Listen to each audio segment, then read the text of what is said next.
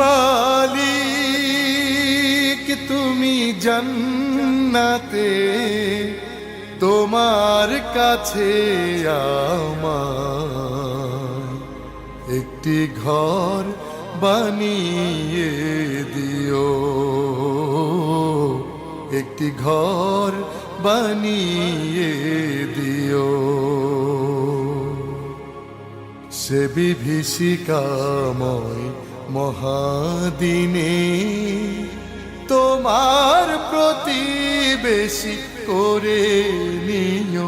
মালিক তুমি জান্নাতে, তোমার কাছে আমায় একটি ঘর বানিয়ে দিও,